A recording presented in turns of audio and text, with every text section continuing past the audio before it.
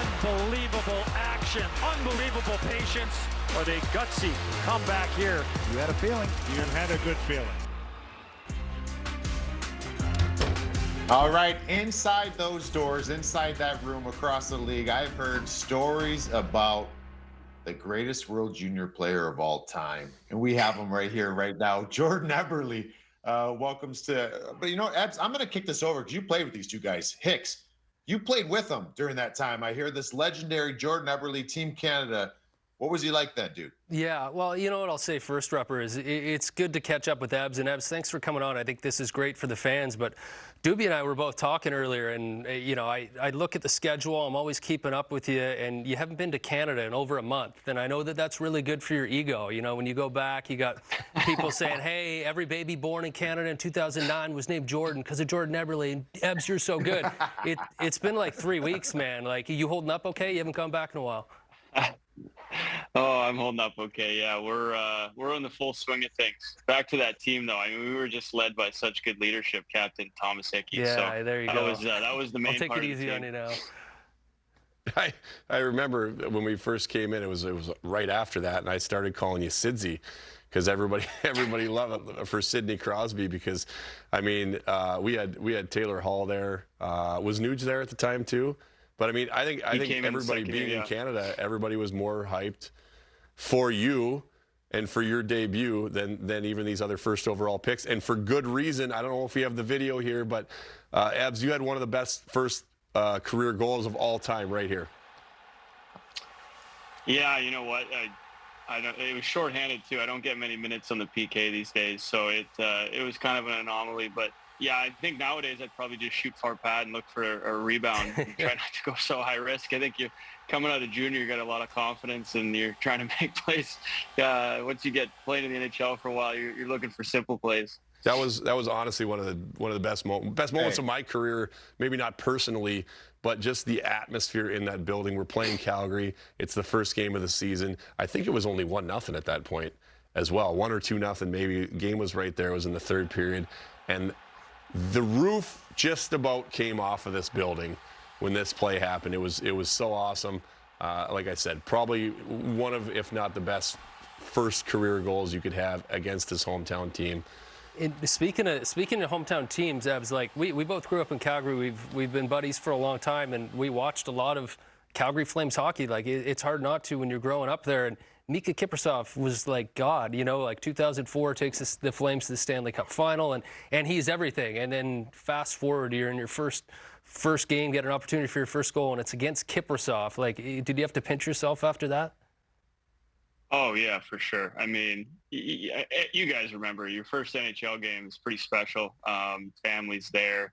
We're playing. I mean, I grew up an Oiler fan, playing for the team I grew up watching, and playing in Hockey Night in Canada, first game against Calgary Flames, like the rivalry, Jerome McGill on the other side.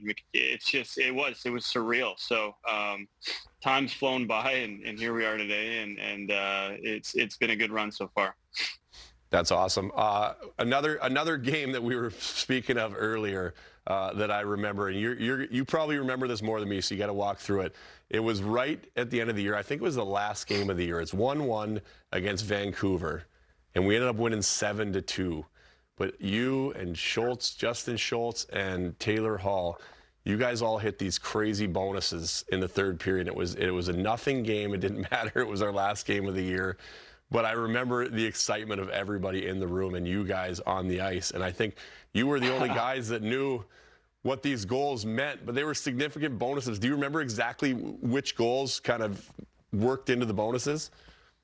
I know what you're talking about. It wasn't me. I was a late first-round pick. I didn't have all these fancy bonuses, but yeah, Halsey and Schultz definitely did. I remember, you're right. It was a nothing game. We had been out eliminated by that point. It was our last game of the year, and I think Schultz needed a goal and Halsey needed an assist, and to get whatever it may be, I think top 10 in the league at some. I think it was a lockout year, so it was the half season. So I remember Halsey came around the net, hit Schultz in the slot, he scored, and we all knew the magnitude of the goal, and we were pretty excited. It was like, I know it was like, I don't know if it was a 3-2 or 4-2 goal in the last game of the season, but the whole team, like you said, you guys selling in the corner like we just made the playoffs. I was selling back in my net and nobody knew. The other team's probably like, what's going on here? Vancouver's like, what? I mean, they weren't even playing their players, and we're going nuts because we know these guys just made a couple sheets. So that was a lot of fun.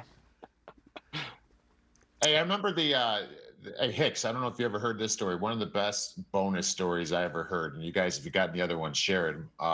I was drafted by the Islanders. I was getting put on the workout program and Ziggy Palffy was on the team, and the Islanders stunk at that time. They weren't making the playoffs, but there was like a contract dispute. Palffy played half a year, I think 50 games, and if he got 50 points, he got like a very significant bonus, right? And going into the last game of the season, he needed 5 more points, and the dude goes out in a nothing game against the Pittsburgh Penguins. He got 3 goals and 2 assists. And it's just like, I love that stuff. The guy just turns the switch on and gets it going. Have you guys ever had any other guys that you've heard hitting bonuses like that? Abs, one comes to mind. Do you know what I'm talking about with Pooley? No. Ryan Pulock. I think it was your first year on the island. It was Pooley, same thing, rookie contract, needed to get to 10 goals, and on the final shift, we pulled the goalie.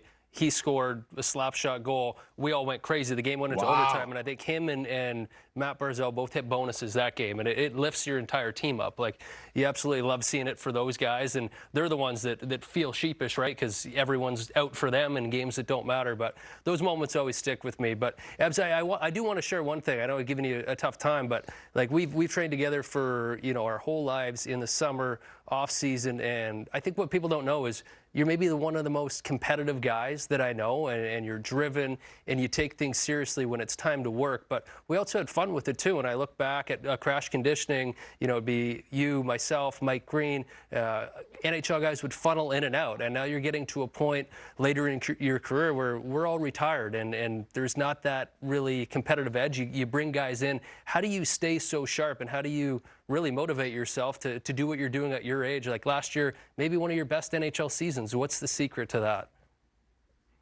Well, I mean, there's always young guys coming in. We have some good young guys at the gym that I love to still compete with. It changes as you get older, and you have to change your training a little bit. You're not under the squat rack trying to max out every day, and you're not trying to. You got to take care of yourself a little bit different as you age. So. But I love still competing, whether we're playing simple stuff like spike ball or whatever it may be. I think that's what keeps you young.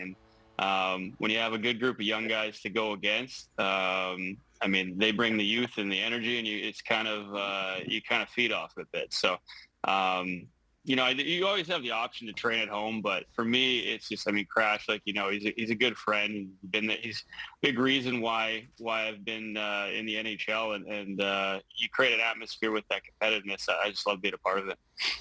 So, when you came in, when we first started playing, you were a kid, as was I, but you were even younger than I was, and now it's fun to watch you play, grow up, and a father. How old's the little one now? Tell us about your family. Yeah, I got 2 now. Colin's my daughter; she's 3. My son Deacon, he'll be 1 in a couple days. So, that part of it has been amazing.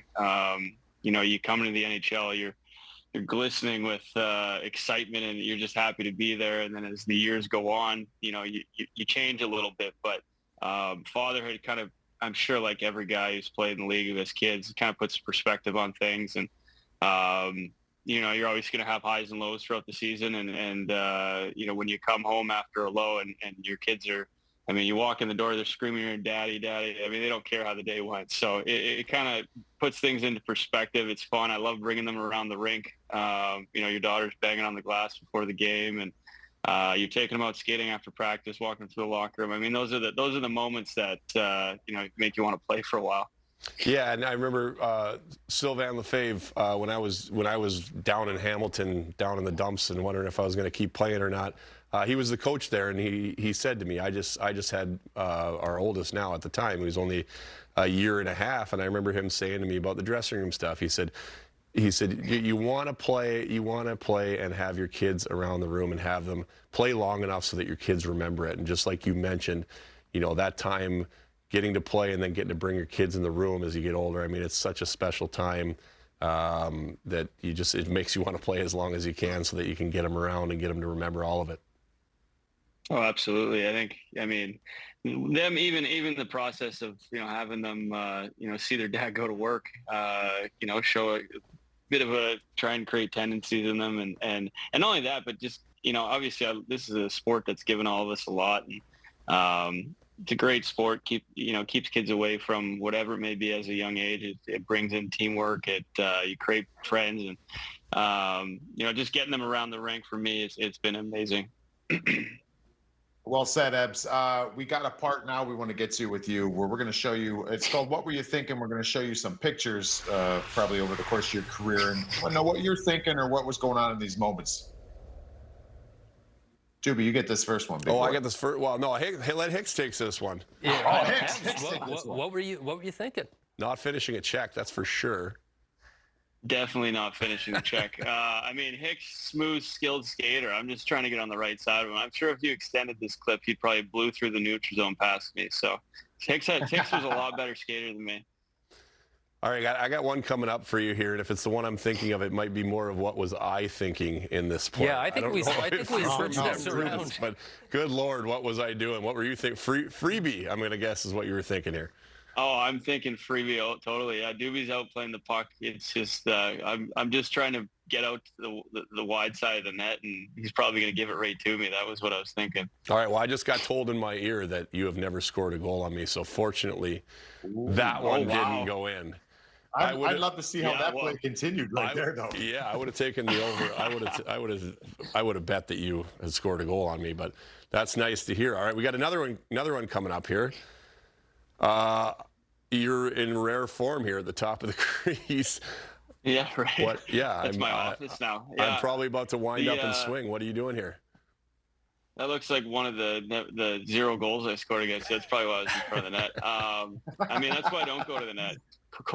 Coyle's just dumping me down. So, you're a big guy though, Dubes. Like, there's no way I'm going to screen you. I'm 5'10", you're 6'4". You're seeing everything. All right, Ebbs, we got another one here. Let's take a look. Tell me what's going through your mind. First of all, I'll start, and I'll tell you what's going through my mind. Like, the moments my eyes were almost closed, and in this moment, when it comes to hockey, I've never felt that much joy, and not just joy, relief in that moment. Ebbs, what's going through your mind? Tell everyone what this goal is, first of all. Yeah, that's the Russia goal that we tied it up late. Just elation. I mean, it was we were playing in Ottawa, which is obviously the capital of Canada. We had I think we were going for Hicks 5 in a row. Canada had. We had a lot of pressure on us, but that game was just a roller coaster, back and forth. We'd take the lead, they'd take the lead, we'd take the lead. It was just crazy, and obviously a bit of a fortunate bounce, and was able to put it home.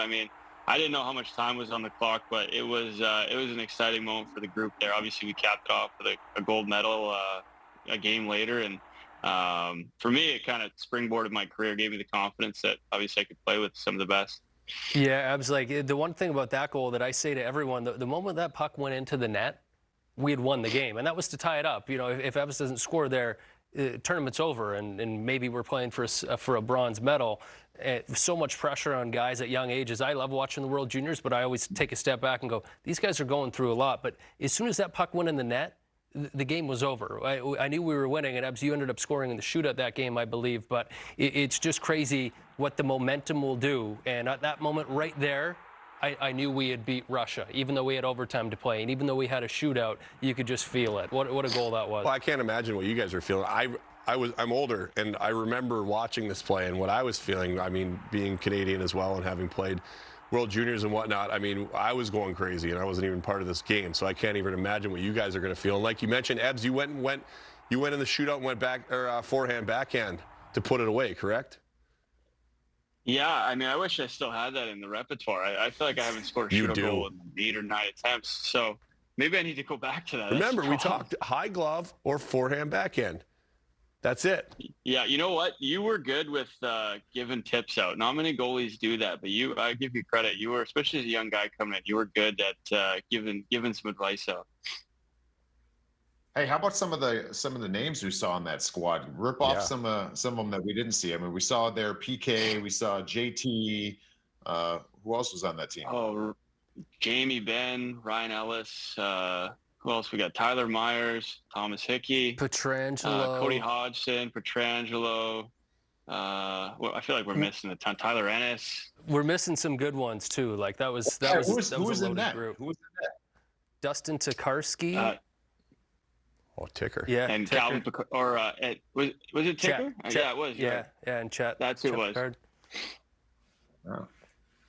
There we go. That's some names on those on that squad there. We got another one here. I think this is just the still image of your first goal. We watched the actual goal itself, but I mean, like, what are you feeling in that moment? You kind of touched on it earlier, but you play your whole life for that first goal. Yeah, I mean, honestly, I would have been just as happy as if it banged off my shin pad. I think it was like one of those Will Ferrell moments. Like I just blacked out what happened. I went flying into the boards after. It was a big goal for our team. We ended up winning that game. Yeah, I mean, everyone remembers their first goal, but to have it in that fashion was pretty special. So, that's one I see a lot of people talk about, especially with Oilers fans. I think there was a lot of hype around that team coming in. Obviously, I had been drafted a couple of years before, but then they had Taylor Hall come in, another guy, Magnus Paajarvi. There was a lot of youth movement, and I know it gave the city some excitement. Ebbs, I remember this one really well, and you scored an overtime winning goal last night, and ever since you talked about that springboarding your career, that goal in the World Juniors, well, you scored other big ones. Take us through this one. Yeah, that was during the COVID year, the playoffs. I think we're game five against Tampa. Game 5 in Tampa. That was in the bubble when we were in Edmonton, and that was double overtime. Unfortunately, we couldn't get. You were there. We couldn't get past them, and they went on to win in Game 6. But that was a hell of a team. Those Islander teams. As you know, we were a close knit group. We played together. We played as a group, and big reason why we had success is that we bonded and we stuck to a system, and those were some fun runs we were on, and some of the best times of the group, some of the worst times of my career, losing to Tampa twice. Hey, Ebbs, I want to ask you my last thing here. You talk about, and I think Doobie, you said you guys were like around the same age, and you're kind of learning how to play in the NHL together. How about Doobie's career and kind of, every career has its ups and downs, right? And then Doobie kind of gets to Minnesota there, and he just went on an absolute tear, all-star and numerous times. I mean, how proud are you when those moments of your old teammates kind of, get their career cranked up to that next level? Oh, absolutely. I mean, obviously, I think with Doobs, he was very underrated. When we got rid of him, I was a little disappointed. We didn't have the best teams in Edmonton, and we weren't giving him the best help, and Doobie was always there to shut the door most of the night. So, I kind of knew, and shooting against him, of how good a goalie he was when he left. It was definitely no surprise to me that some of the accolades that he was getting with Minnesota. So, it's always fun when you see teammates move on and have success in their career, and Doobie's definitely up there. Thanks, man. I appreciate that. Yeah. Hey, dude, we appreciate you hopping on with us. Yeah, I'm just trying to lube him up here so I can get more strokes on the golf course. Yeah, that's what I want. I got one last one for you before you go. So you love to play golf. We've played a bunch together. You love it. And let's move away from hockey for a moment and sort of stay within it. You've got to pick your ultimate foursome. It can be the best golfers, or it can be the most fun guys to play with, but you're going to round out your foursome. Let's go with, it can be guys on the Oilers, the Kraken, or the Islanders. Give me 3 guys to round out your group. Put them on the spot. Yeah, wow. So it's got to be like hockey players I've played with? Yeah, hockey players you played with. I can't be picking Michael Jordan. No. Let's see. And maybe to make it easier golfers. so you don't hurt anyone's feelings. So, who are the best 3 guys you've played with? There's been a lot of good ones, I'm sure. Yeah, well, I mean, the players that come to mind that I've played with, I mean, Justin Schultz on our team, he's a +2. He's incredible. Cal Clutterbuck, as you know, in Long Island's a great player. You know what, Martin Jones too. He was with us last year. He's a hell of a player. You know what, hockey players are generally pretty good golfers. We hit it a long ways, but we spray it. So it's, I mean, golf kind of, as you guys know, it collides. It does well with the season of hockey. We play hockey all winter. We golf all summer. So, you know, definitely a hobby of mine, and enjoy going out. Doobie's our resident golfer at NHL Network. Comes in with the sticks all the time. So yeah, he's the one we hit up if we want to go golfing. But hey, thanks for coming on, dude. We appreciate it, and you know, best of luck the rest of the season. Appreciate it. Thanks for having me.